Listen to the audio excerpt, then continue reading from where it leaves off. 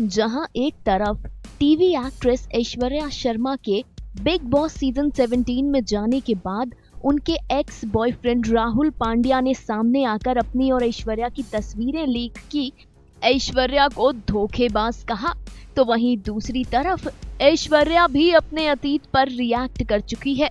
जी हाँ, big boss में तो नहीं, लेकिन ऐश्वर्या ने एक रियलिटी शो में अपने पास्ट पर बात की थी, अपने बिगड़े हुए पास्ट पर।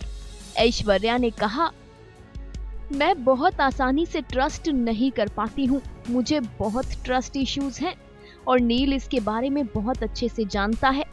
इसके बहुत सारे रीजंस हैं।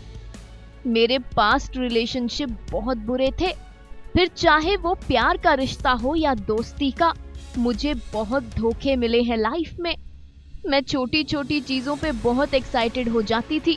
मैं बहुत एक्सप्रेसिव पर्सन हूँ।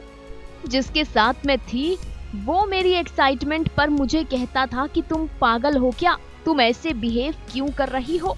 मैं उससे कहा करती थी कि मैं बचपन से ही ऐसी हूँ, मगर उसने मुझसे कहा कि ऐसे बिहेव करना बंद करो। मैं कई सालों तक उसे सुनती गई। धीरे धीरे मुझे एहसास हुआ कि मैंने वो सब कुछ करना बंद कर दिया है जो मुझे अच्छा लगता था।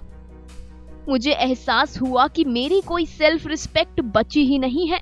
मैं तो कठपुतली बन चुकी हूँ।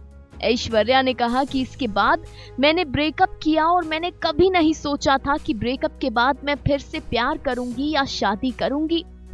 जब मैं नील से मिली तो मेरी जिंदगी में चीजें बदली। जब मैं और नील दोस्त बने तो मैंने नील को कहा, मैं अपनी जिंदगी में खुश नहीं हूँ। I am not happy in my life. उसी रियलिटी शो में ऐश्वर्या के साथ उनके पति नील भट्ट भी थे। ऐश्वर्या की बात को पूरा करते हुए नील ने बयान दिया कि उस दिन हम बैठे थे।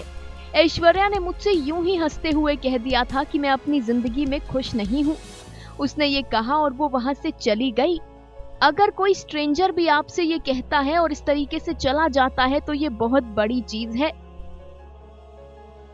ऐसी ही सिचुएशंस होती हैं जहां लोग ड्रास्टिक स्टेप ले लेते हैं, जहां वापसी का कोई पॉइंट होता ही नहीं है।